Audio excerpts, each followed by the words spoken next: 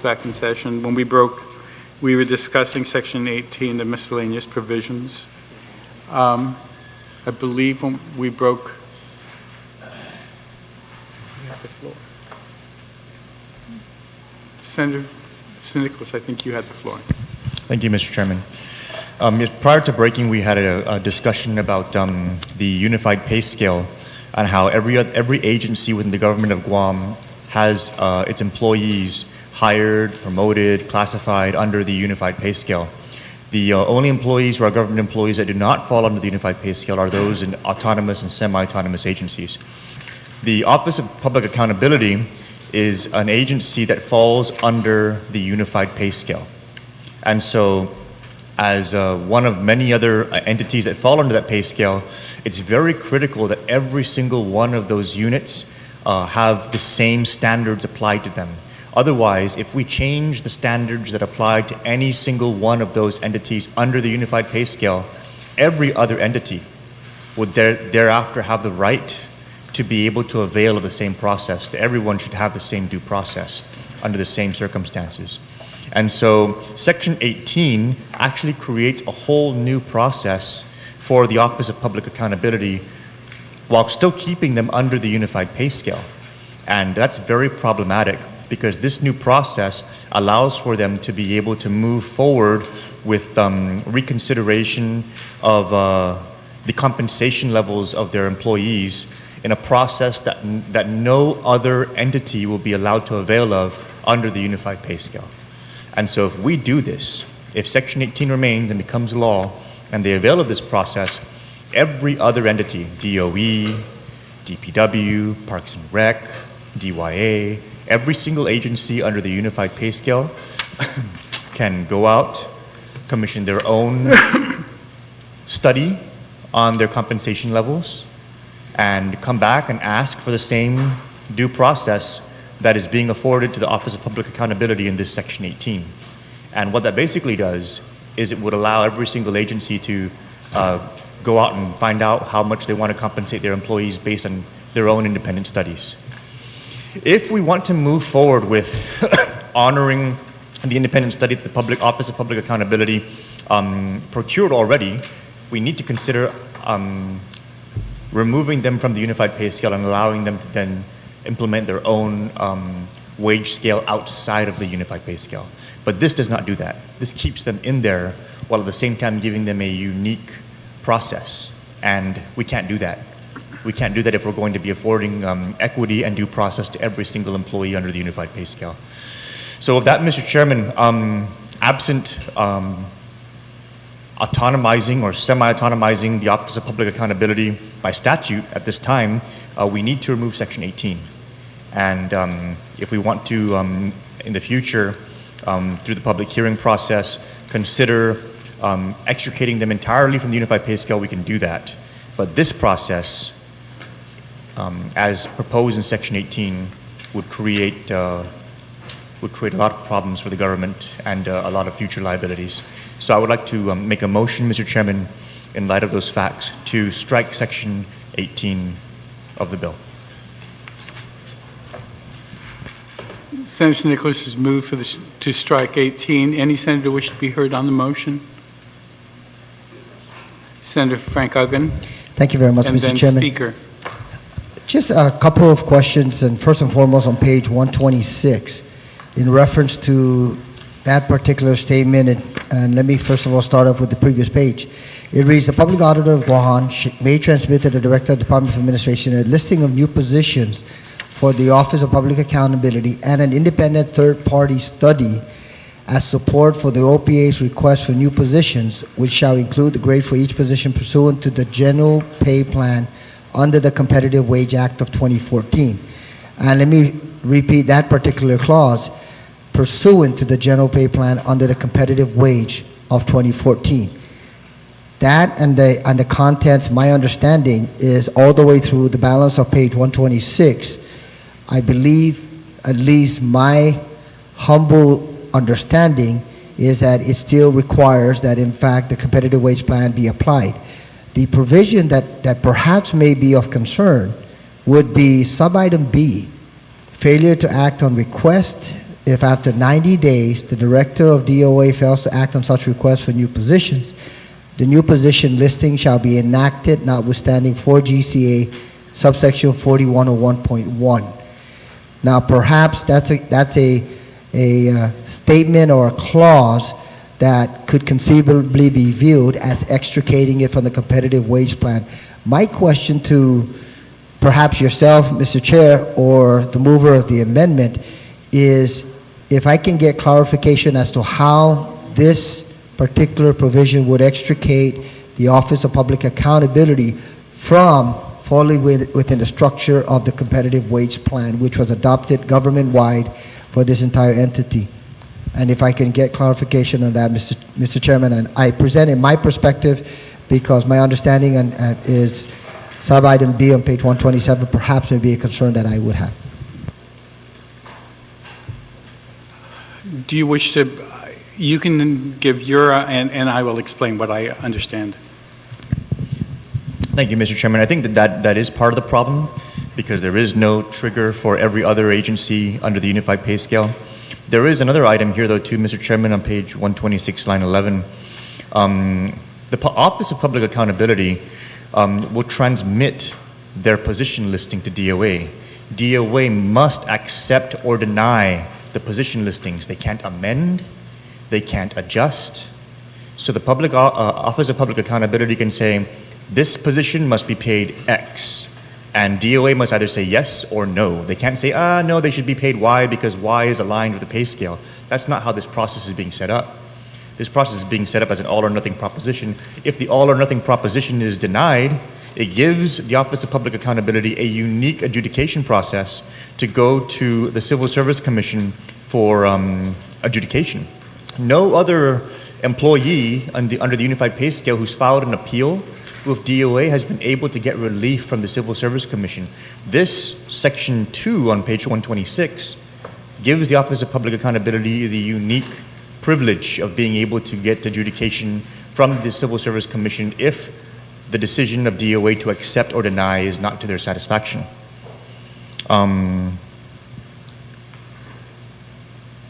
And if the Civil Service Commission doesn't act for whatever reason, then the provision that was brought up by the retiring speaker kicks in and it automatically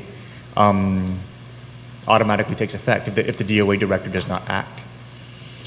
So this entire process is outside of what's afforded to every other agency, every other employee under the Unified Pay Scale. And so to move this entire section forward would create disparity between the Office of Public Accountability and every other government employee who has a very different process to follow under the same mandate. And that's why the motion to strike, Mr. Chairman, needs to be taken very seriously. Thank you. Senator Dragon. Thank you very much, Mr. Chairman, and to the retiring speaker, thank you for that explanation. You know, to me, Mr. Chairman, looking at everything all-inclusive of page 125 and 126, like I shared with you a little earlier, I do not have any major concerns. I understand the provision about accept and deny, but there is an appeal process that is incorporated in here where, in fact, if DOA does not accept in totality, there's also an appeal process to the Civil Service Commission. And the Civil Service Commission, as a final arbiter, does not have the option of accepting or denying in totality, and then it automatically gets adopted. My position again comes back to sub-item B in regards to failure to act on the request, then it automatically, the new position listing shall be adopted. And by virtue of providing the appeal process to the Civil Service Commission, at least you have DOA as the initial reviewer, and if they do not accept the presentation in totality, then it has an appeal process to the Civil Service Commission where ultimately they can make that decision on behalf of the Office of Public Accountability. But this provision, failure to act on request, automatically says time elapses and it automatically becomes adopted. And it really is a concern that I have in regards to how this whole process would proceed and in terms of creating new positions. So I think that I would feel more comfortable, Mr. Chairman, if in fact sub-item B were to be deleted and then allow for the provision to be retained, because it still has that appeal process, still has a tertiary or a third party to review it with the Civil Service Commission, rather than just arbitrarily time elapses 90 days and then positions automatically become adopted.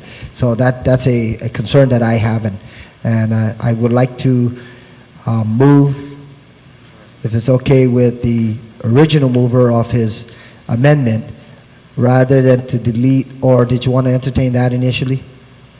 Because I was going to move to just delete sub-item B, but how would you want to proceed?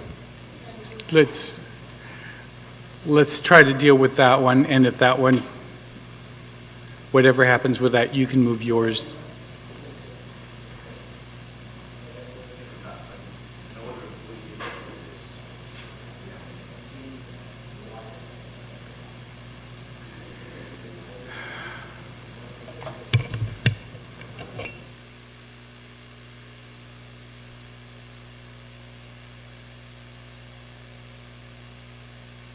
Senator Tom Manna. So on the motion to delete Section 18, I would object to it on the basis that I think that the work that the Office of Public Accountability does is quite different from what you would find in DOA and the other financial sections of the other departments. And on that basis, then, I think that justifies, in my mind, allowing them to basically go on their own wage scale. So I would object to that deletion. Any other senator wish to be heard? Senator Espaldon. Mr. Chair, thank you so much. You know, I'm still trying to wrap my head around some of the concepts here. But this is not a new concept. This section really goes to something that the OPA herself, the public auditor herself, basically has kind of tried to proffer throughout the past several years. What I'm asking, Mr. Chairman, is since the public auditor is here with us today and is a former colleague, that she be given a chance to at least speak to this issue so that we all can at least understand what her position may be, in light of hearing the objections and the concerns raised by our colleagues in the last few minutes. And so I'm asking that the OPA be allowed to speak on this issue before us.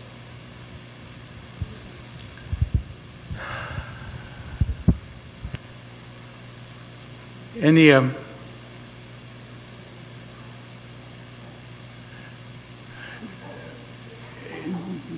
the request by Senator Espaldon was to I'll take a short break, recess to speak to council.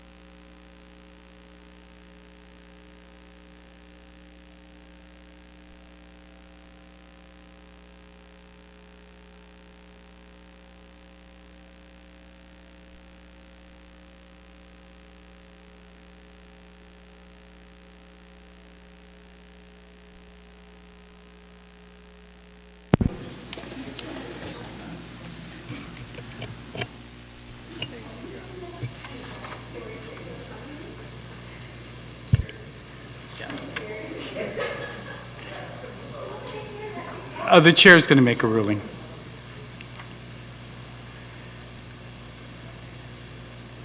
We tried to address this issue, and though I had included it in the miscellaneous provisions, it has too many questions and far-reaching implications. The chair is going to rule that the section is going to be deleted. Mr. Chair, I mean, is there any further discussion on that? It's a ruling of the chair. If you want to overrule this, yes. Mr. Chair, as a matter of procedure, the section has been adopted. It's in the budget bill. There was a motion to strike, so the mover of the motion would need 8 votes. By you trying to sua sponte to take this out, now you're flipping this procedurally where now there needs to be 8 votes to overrule you and to keep the amendment in. The amendment's already part of the substitute budget, so I just don't feel comfortable with what you're trying to do procedurally, Mr. Chairman. I understand, and I apologize. I'm just saying that I didn't realize it was going to make this many concerns, and concerns that I should have thought about before we included it in. So wouldn't it then be more appropriate to support the motion to strike as opposed to taking the prerogative of the chair to do this on your own, and then we have to go through this process of having to overrule the chair and then getting 8 votes to overrule you, and then we're back to the motion to strike? It could, but the chair has taken the...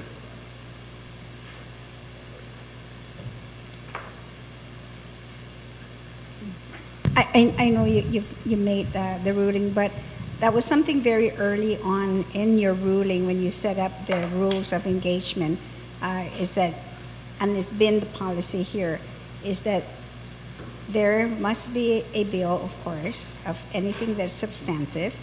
The bill has been heard, and there's a committee report. So those are the 3 things, in essence, that I've asked that question very early on in the game. And like you said earlier, is that it was a decision made to put it in because there was a discussion in the public hearing, but neither one of those 3 were part of the standard rule of, a section or the matter being a part of the bill. Admittedly, yes. So with those, even with those, I apologize, and we'll make the ruling to just clear it. Okay? Is there a challenge? On the matter, on the face of procedure alone, I move to overrule the chair. This item was accepted for whatever reason. It was in the budget. There was an amendment that was added to it. Under your own rules of engagement, Mr. Chair, you've decided that we only go forward and not go back. So you're taking a lot of latitude here, and on the spirit of that, I move to overrule the chair. There's been a motion to overrule the chair. Anyone want to speak on it? Thank you very much, Mr. Chairman. I think I just need to very briefly say the ruling has been rendered by the chair in this particular case. We understand we're going through the entire process. There are other factors. One of them was just enumerated in regards to a hearing on a proposal that was before the community in black and white.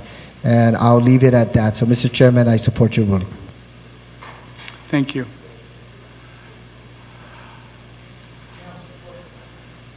On the motion to overrule the chair, any other? All those in favor of overruling the chair, please indicate by raising your hand. Motion fails.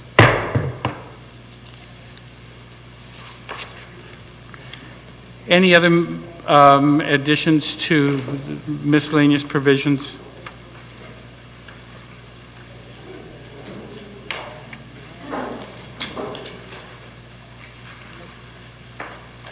Anybody else have any amendments to miscellaneous provisions before we close this chapter? Senator Underwood. Mr. Chairman, I just wanted to, I don't know if this is the right time, but we were going to clarify page 90 and 91 regarding the Mayor's Council. Is this a good time to No, let's wait? wait, and we'll go back to all the bookmarks. And in fact, at the end of the day, I want us to walk through all the bookmarks and have everybody know that I need for some answer on the bookmark sections. Administrative provisions. Is there, before I do that, anything else on miscellaneous provisions?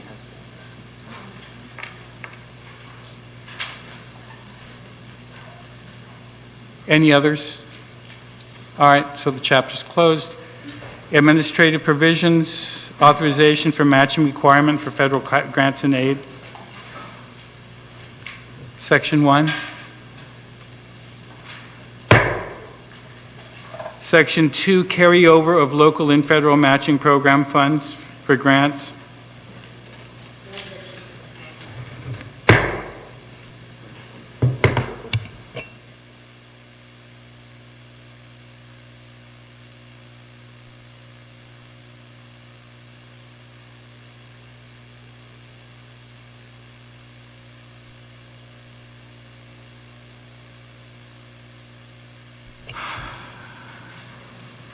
It's been brought to the chair's attention we had one bookmark in the chapter. It's a reporting requirement. We can do it in admin or... So it's going to be on the amendment is press release and...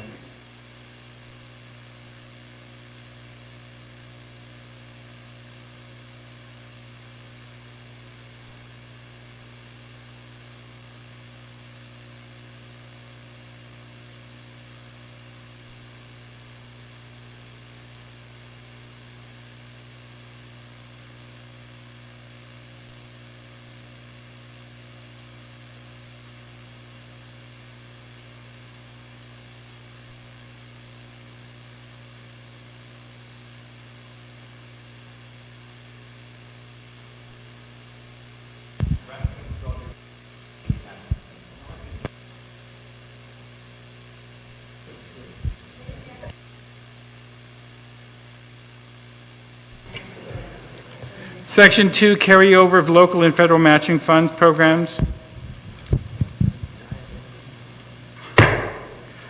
Section 3, Government of Guam Retirement Fund rate of contribution this year has gone down to 27.41. Mr. Chairman, just a quick question. You know, I understand that we haven't acted on your proposal for the 1.75 defined benefit plan. But if in fact that legislation becomes law, would the rate still remain the same, or would it be adjusted accordingly in subsequent fiscal years? It would be in the subsequent budget. So it would not affect 17. Okay, thank you, Mr. It would only, if we can get it overridden, it would be in the 18 budget. So the retirement fund contribution rate is 27.41, okay? No, last year's was 28.6. It went down. 28.16.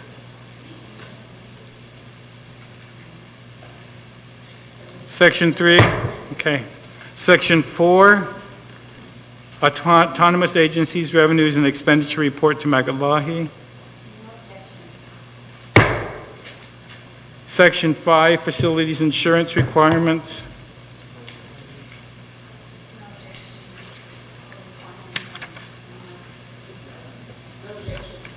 Section 6, reporting requirements for nonprofit organizations.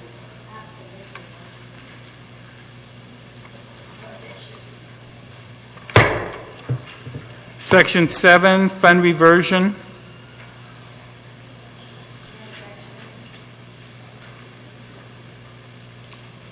Anyone?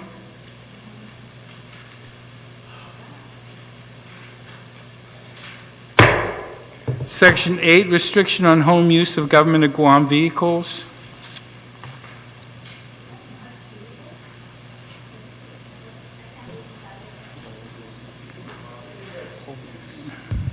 Mr. Chairman?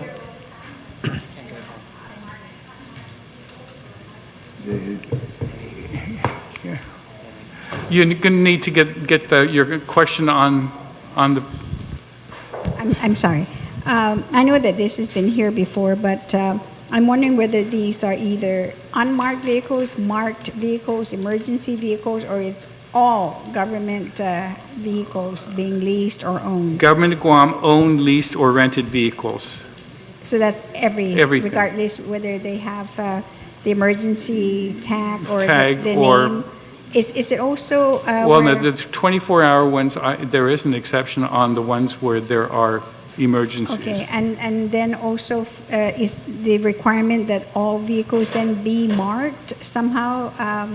Because I know there was this question that was brought up last year by one of our persons about some vehicles, trucks that were purchased that are not marked at all. So are those included or not? Everything that's owned by the government is not to be used for home use unless there's expressly permitted, when expressly permitted, and those would be the 24-hour emergency vehicles.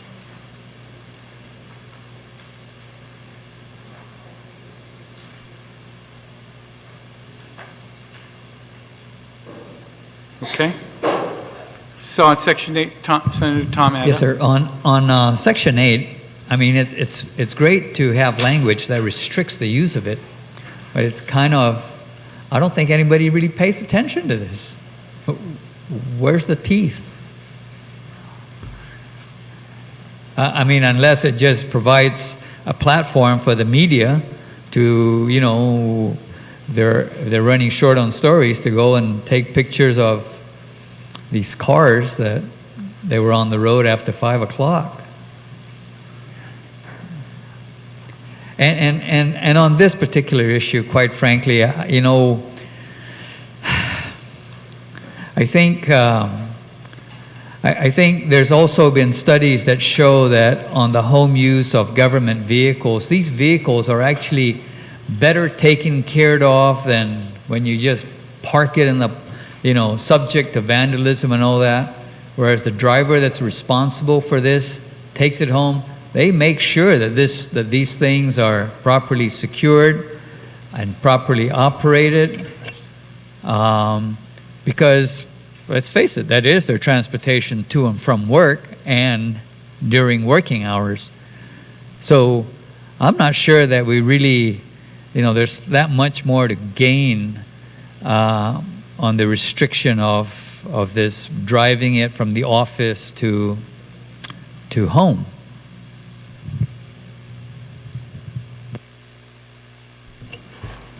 So I would move to delete. There's a motion to delete Section 8. Senator Tommy Morrison. Mr. Chair, I just wanted to provide some input on what's been happening with a lot of our government's fleet and with the tracking devices that are now being implemented through many of our fleets. And I think the previous speaker is correct. There are studies that show, I mean, at least what we're seeing with our government vehicles, at least for me firsthand, managing some of these agencies, we had,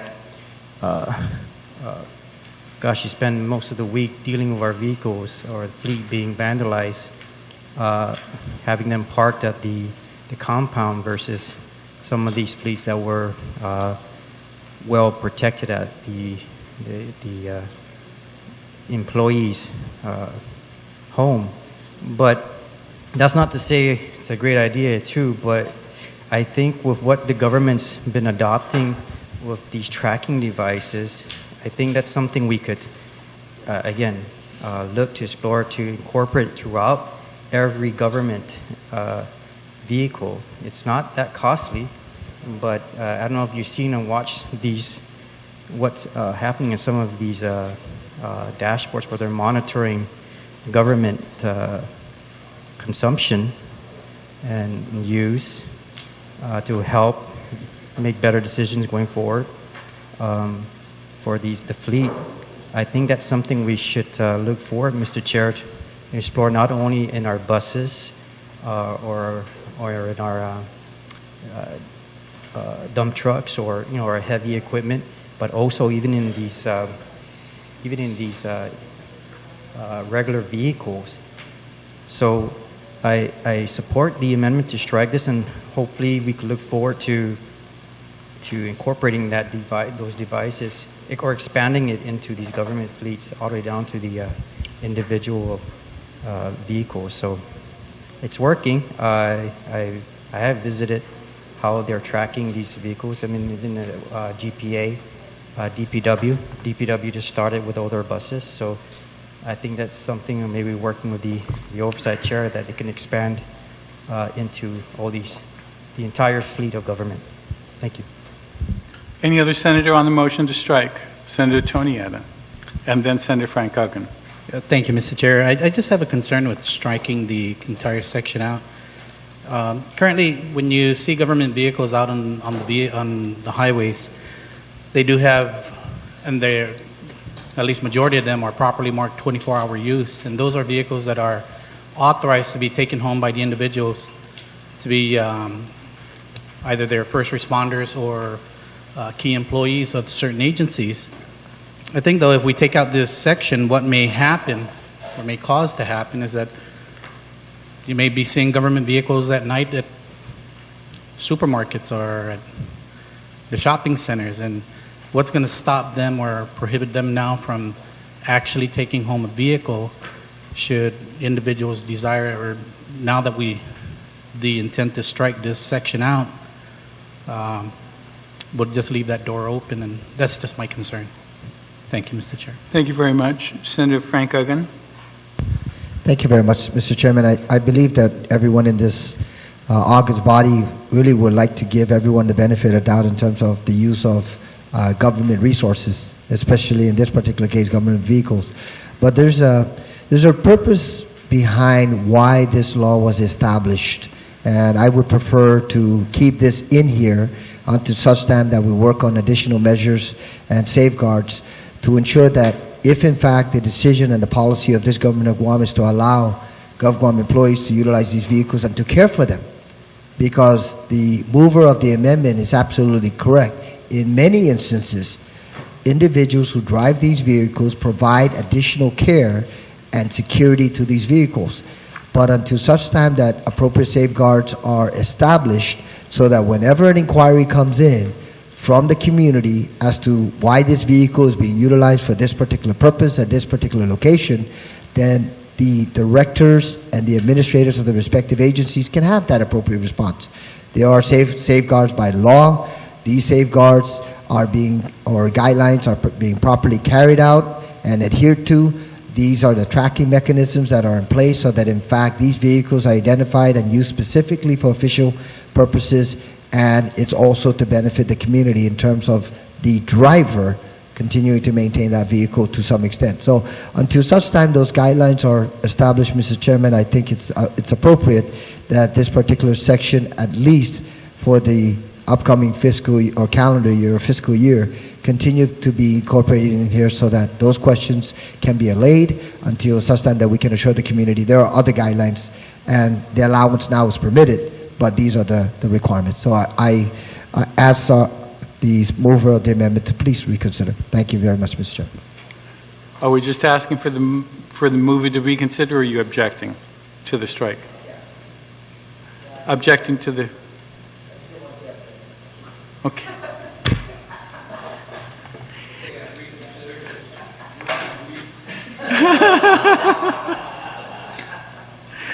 Any other senator wish to be heard on the motion to delete?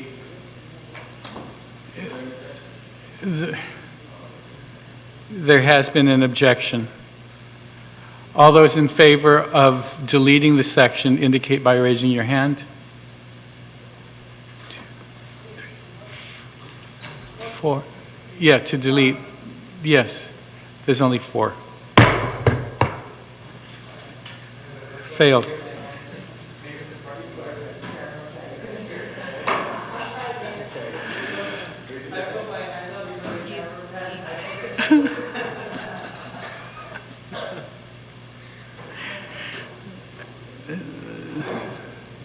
Section 9. Section 9, General Fund Transfer Authority of Himagat Lahi. Mr. Chairman, do you know what the allowance is in terms of the amount? Out of the authorized, because there are certain restrictions in terms of, let's say, for example, the Guam Police Department, there's a restriction in terms of the chief executive being able to utilize his transfer authority to transfer out of the agency, not to transfer into, but to transfer out. Has OFB, by any chance, calculated, is it a $25 million figure option to transfer if, in fact, the funds become available? I don't think so. Okay, thank you, Mr. Chairman. The prohibitions we've included, but even the reserve has been ignored. So I'm not sure how much is. Thank you, but it remains at 15% this year. Any objection to the 15% transfer authority?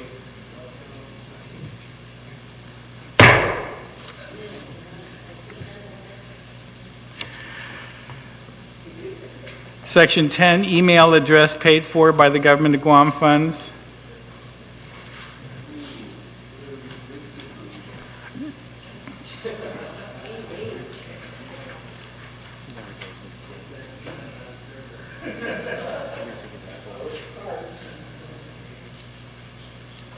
Anyone? Do we have this last year? We ask. Uniform allowances. It's $150, no less than $150. Mr. Chairman? Yes. So the uniform allowance is based on this particular provision, no less than 150, and there's not a cap? Correct. Okay, because that has been an issue by a number of our law enforcement, that really the initial language in the past was it was $150 for uniform allowances. And in this particular case, there's been a number of our public safety officials who have requested consideration by the body. So thank you for providing the allowance. Any objection? No objection, Mr. Chair, but I just wanted to ask, uniform allowances I can understand for the uniform services or service, agencies that, like the police department and fire department.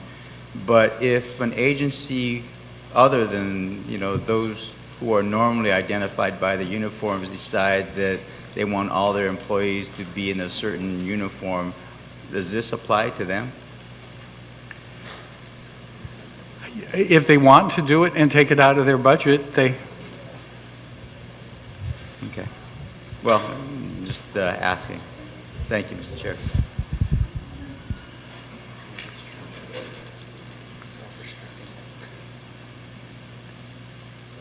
Any objection to the uniform allowance?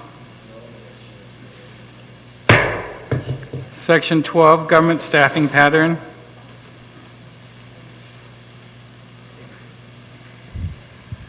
Again, this is a boilerplate. It's in there. Yes, Baldwin. I understand it may be boilerplate, but I just need to ask the question. Oh, please. And there's two parts to this, Part A and Part B. Part A basically requires staffing patterns from the autonomous, semi-autonomous agencies, public corporations, mayor's council, and unified judiciary. Part 2 is deals more with the line agencies. And in this Section 12, if there's a failure by the Director of Department of Administration to provide the staffing patterns for the whole government, that results in a $250 fine per missed deadline.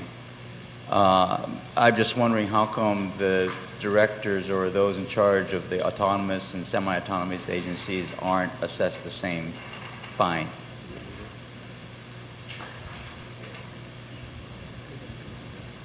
There's no penalty of $250 assessed to late postings of a non-line agency department staffing pattern. And so I'm just wondering, why is it that the await... You can have it in both, or you can have it in neither. you can move to strike this, as has been pointed out in the past, in a number of others, the collection of it has been, has been near impossible to enforce. To enforce.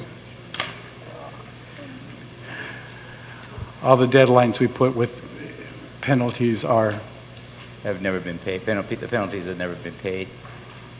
Then, again, because of the inequity in the way it's being treated, and since the information you provide is that nobody's ever paid it, then perhaps we just move to strike the $250 fine and just make it a requirement. And if anything, then So lines 6 through 10 you wish to delete? Line, I guess it would be starting on line 6, and line 6 all the way to the end of the sentence. Any objection to striking that? Thank you, Mr. Chair. Section 13, funding source.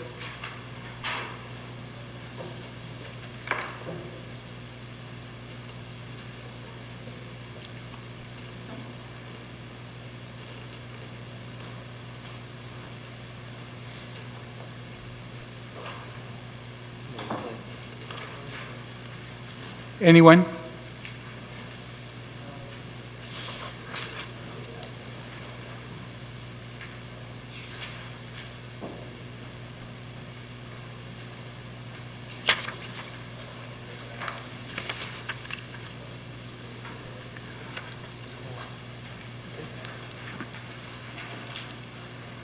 Do you want me to go through each letter of the alphabet, or can I just ask if there's any objection to the section?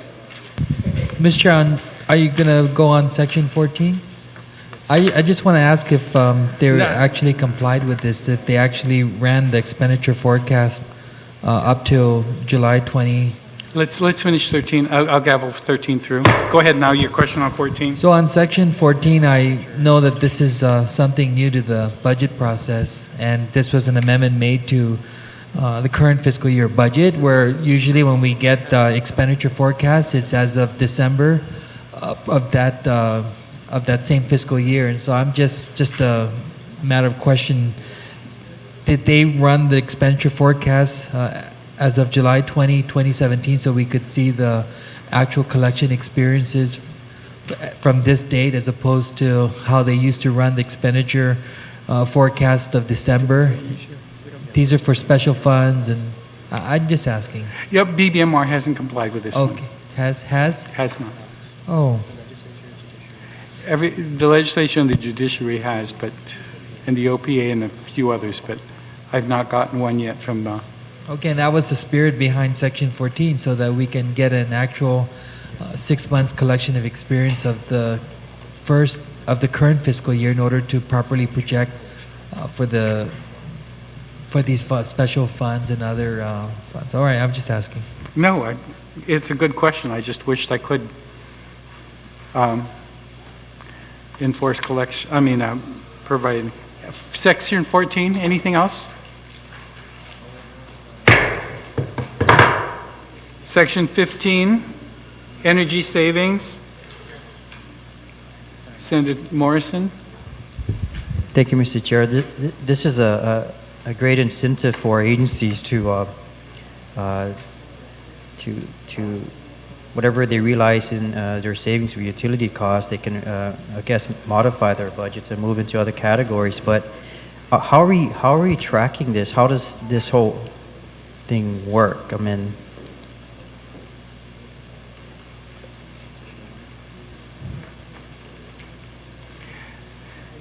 We allow it, and we hope that it's being done. It is an executive function. But we're at least authorizing them to be able to move it to take advantage of the savings. Senator Tom? Mr. Chairman, I remember, I believe either it was a law that we passed, or there was a discussion that I believe the requirement was placed on the Guam Energy office to actually publish the month-to-month consumption of the various agencies, and that's how it's tracked. So anybody who wants to track it, they can go there. I believe that's where that's compiled. Yes, we did pass that, and thank you for remembering. Okay. Anything else, Senator Morrison? I just appreciate that, Mr. Chair. I just wanted to understand how it works because, I guess most of the time we can, when do we realize these savings and when could these make modifications to their budgets and move it into other categories. So I'm not sure. I guess this is kind of open-ended. And it's within the department and their relationship with BBMR. Okay. Thank you, Mr. Chair. So 15, energy savings. 16, appropriation allocation report.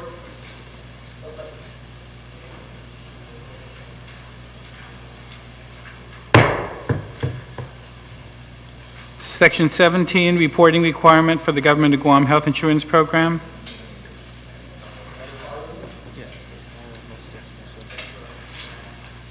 It's being followed to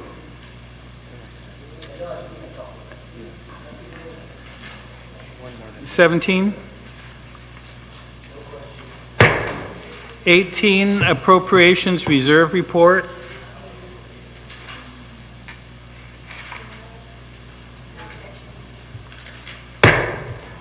Section 19, quarterly reports of the Medical Referral Office. Yeah, no, they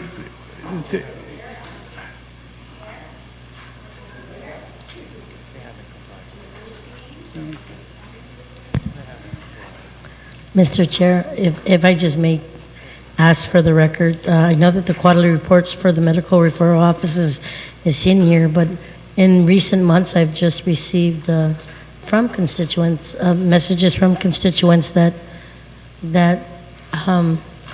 I guess the administration is not entertaining any medical referrals, so I don't even know if there's a medical referral office, yes, in both the Philippines and in Guam, in California. So, just... Even when it was operating, they unfortunately weren't making the reports. The only ways that we found out has been when the oversight chair has called them in for we've had that roundtable with the various agencies and discovered how or what they're not doing and the complaints that I believe you were there. Yes, that we've been receiving, so I think we can just further look into this matter. I just thought I'd bring it up because it's a good point because we do allocate about $700,000 to that contract. For the contracts. Philippines, Hawaii, and California. Correct. And we're going to need to have, maybe somebody might want to do an oversight of that to determine. We'll go ahead and, thank you, sir.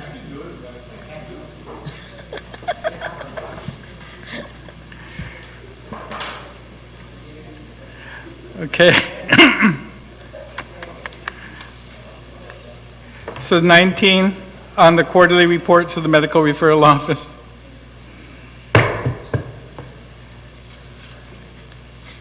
Section 20, audited financial statement supplementary information.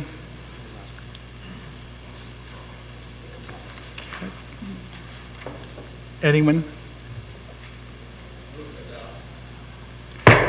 Someone please get Senator Brant McCready. We're almost to where he might want to make this. Senator Speaker has an amendment. Senator, Section 21. Thank you, Mr. Chair. Mr. Chair, thank you for recognizing me. Anyway, on section, thank you. You've been very judicious and very, Mr. Chair, Section 21 is regarding executive branch travel authorized, and the final amendment on that stack of amendments that are stapled deals with the travel that's necessary for witnesses testifying on behalf of the government or the people in a criminal or civil case. So I prepared a floor amendment. It's Section 21 that will add a new K and it reads travel required for witnesses testifying on behalf of the government or the people in a criminal or civil case. So I wish to add this to the list of executive branch travel authorized. That would be a K. Yes, sir. Any objection to that? Thank you, Mr. Chair. Any other amendments to the travel? I don't hear one. So section 21 has been completed, and we're closing that chapter.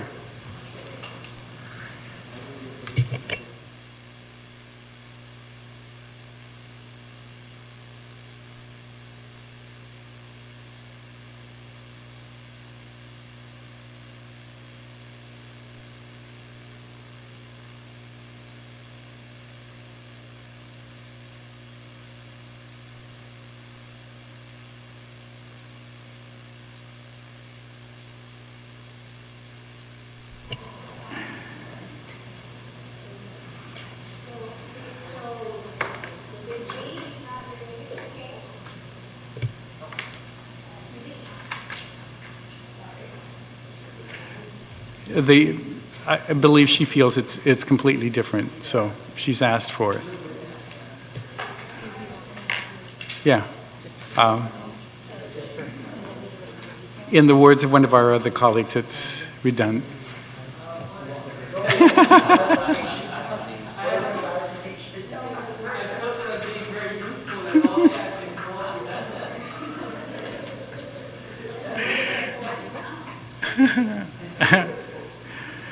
And so, is there anything else you want to add to the administrative provisions? None? Chapter 13 is closed. Chapter 14, the debt ceiling cap.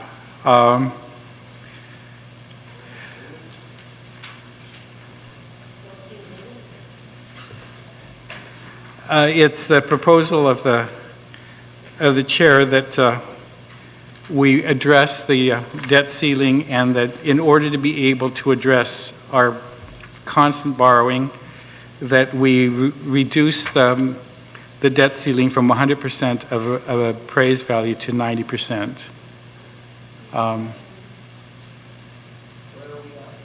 100%.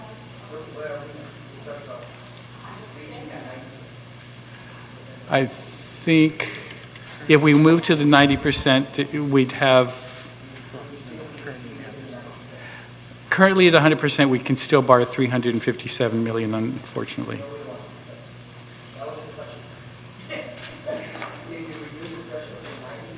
$208.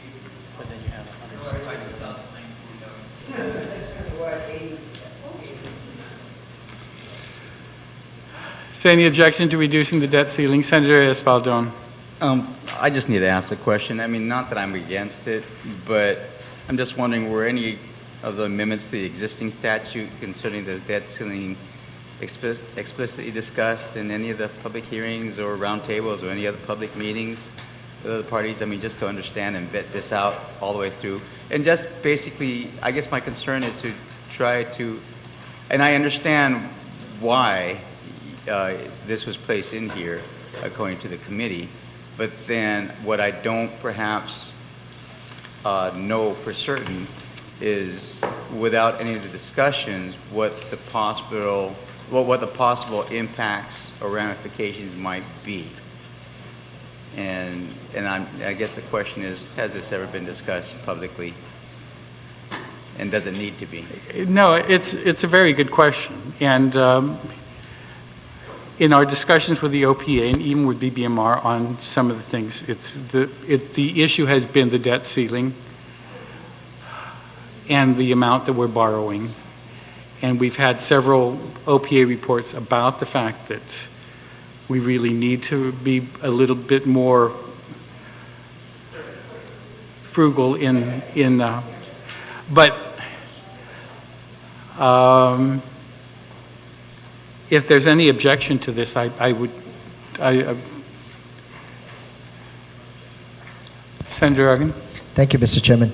Mr. Chairman, I think that, to put this in perspective, and I understand the insertion of this particular provision, But I mean, if we just turn the clock back, 2009, the government of Guam went out and borrowed $400 million, approximately $420 million. $200 million, which was to take care of the dump, the closure of the dump, as well as the opening of the Luzon landfill, and then $200 million plus for operational requirements.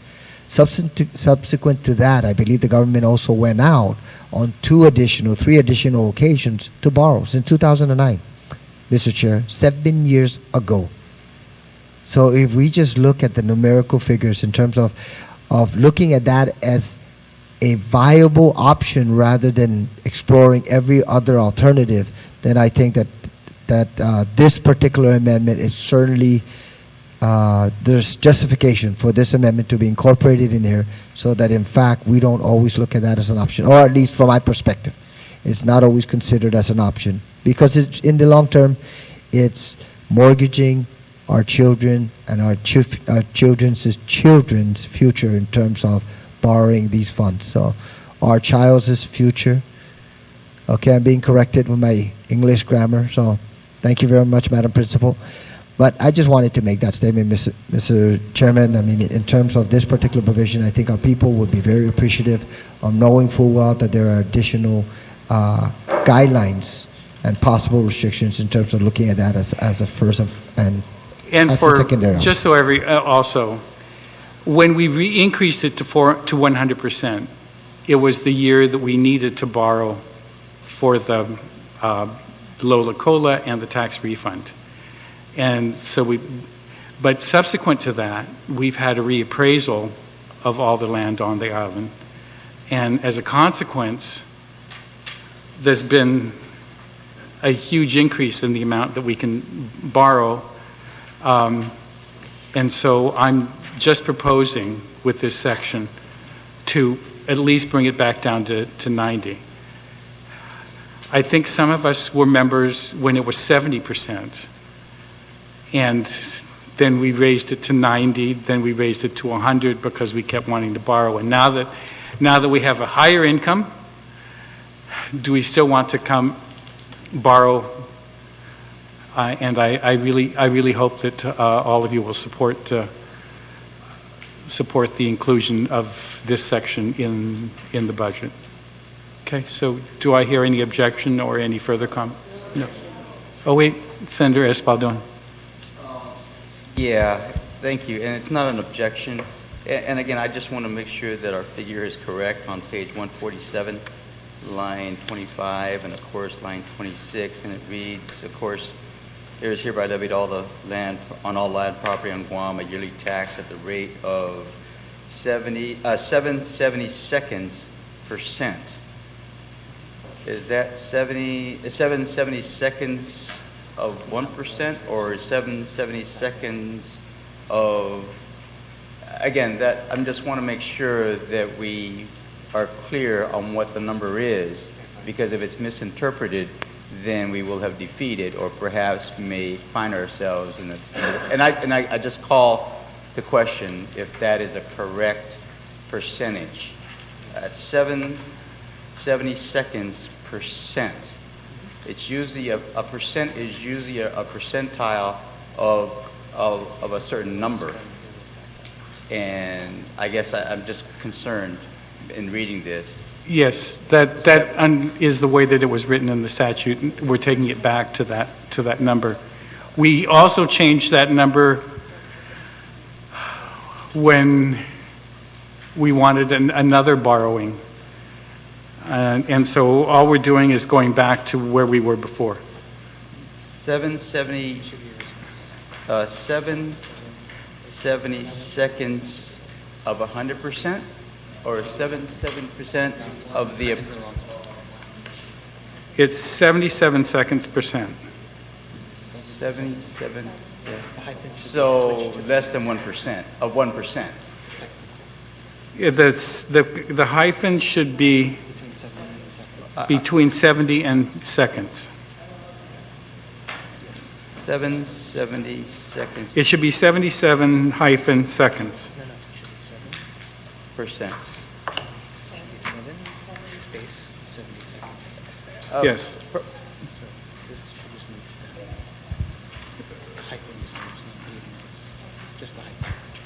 The hyphen should be moved. On both of them? On just that one? 7, it's 7 over 72. Put it up with there what it was before. Well, when you use, Hold on a second, we'll pull up the public law to show where it came from. Okay?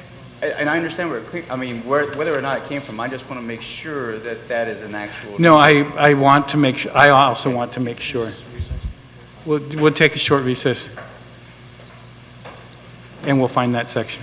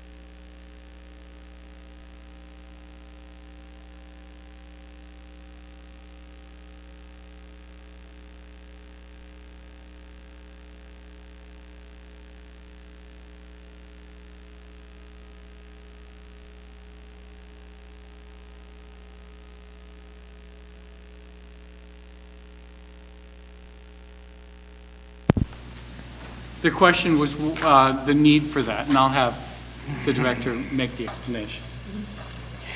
Yeah, Senator, to answer your question, why the levy has to increase from 7/80ths to 7/72 is because the levy is now applied against a lower number, because instead of 100% of the appraised value being the levy being applied to that, it's now being applied to a lower number. It's 90% of the appraised value, and therefore, to ensure that the tax rate remains the same, you increase the levy to a higher percent because we are applying that levy to a now lower number, a lower assessed value.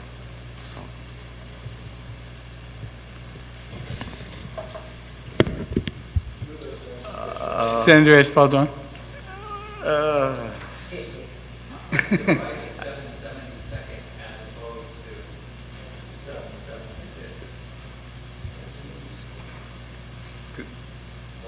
Can we get the answer to the question?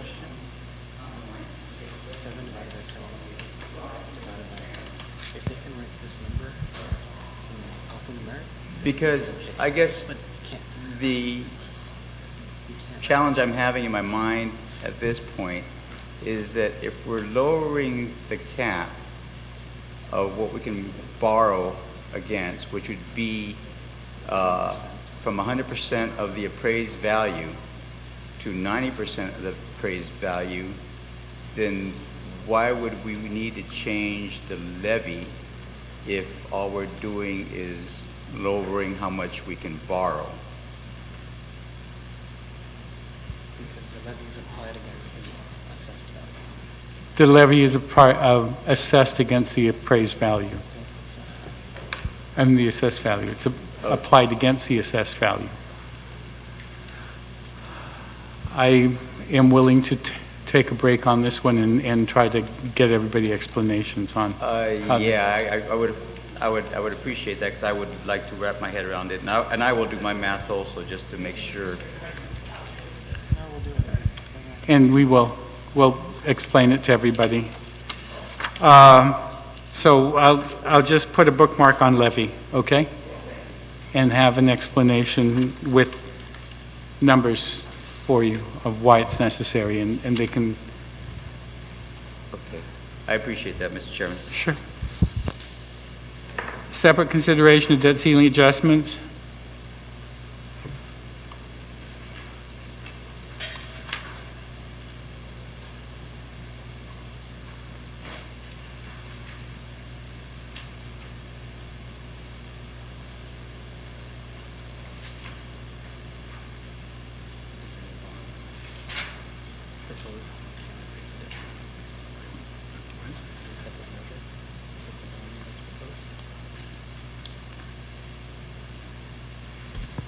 This section is that if there's a new bond that's going to be proposed, that the increasing of the debt ceiling would have to be in a completely separate measure, so that we don't do what we did when a number of us were here, where we put it all into the same bill. There should be a separate consideration of raising the debt ceiling, and then a separate consideration for raising the borrowing or the additional borrowing. So there is an ability to be able to address each one separately.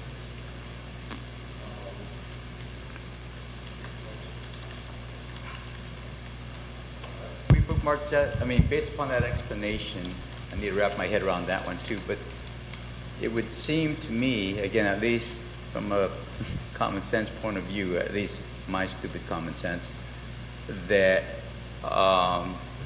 if there was a consideration to raise the debt ceiling, that at that time you would have to make the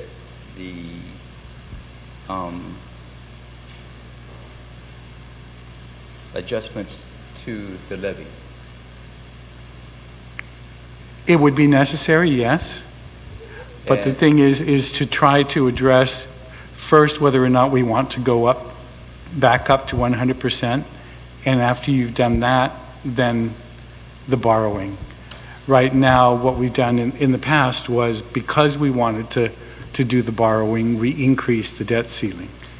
And so we thought maybe if we dealt with them separately, we would not tie them together and have, hopefully, everybody think about that. Okay. I guess thinking aloud, a possible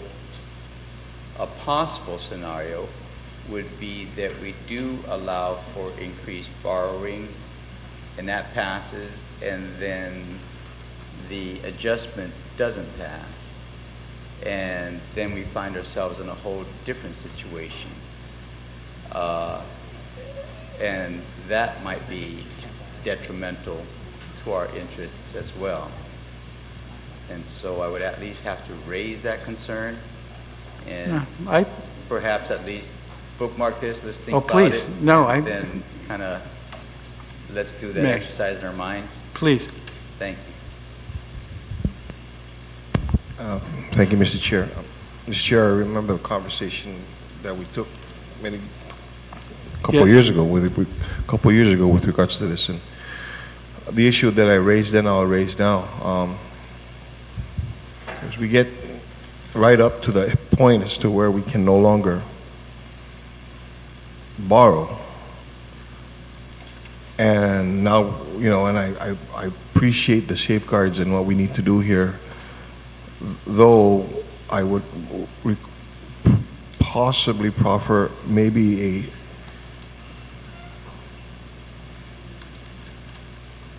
consideration of not having to go through this whole exercise if it is necessary as a result of a major catastrophe. Pardon? A major catastrophe. Oh, okay. Because if we put ourselves in that position, based on this, unless we allow as that consideration or exemption to deal with a major catastrophe. I remember having to fight off FEMA after Pong Song War.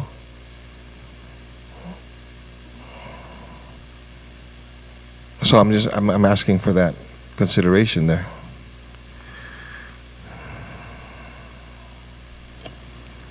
And remember, that won't affect until, one, it's declared by the governor and is recognized and declared by the president. But once that's all done, we have this in place, we may be stuck. So I'm just asking for that consideration.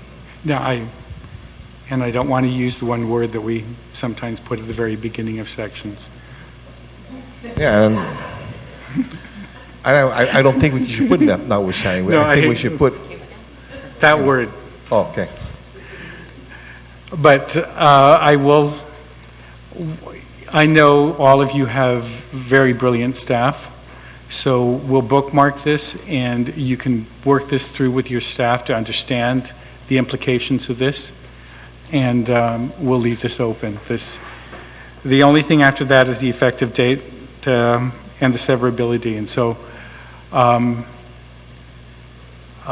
we'll leave this chapter open for those questions to be asked, okay?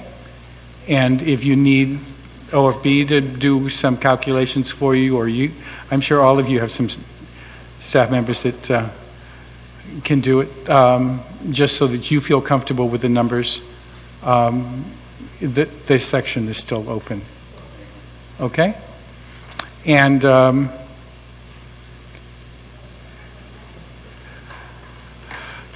what I'd like to do at this point is recess until tomorrow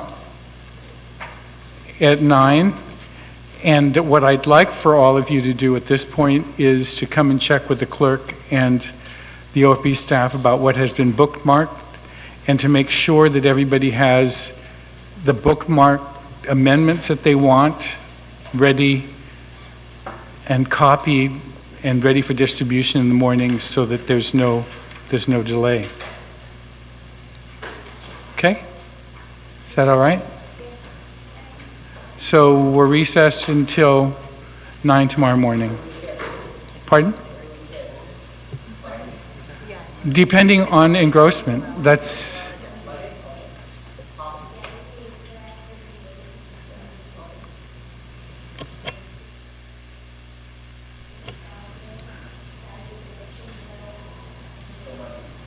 Okay. So we are recessed until tomorrow morning.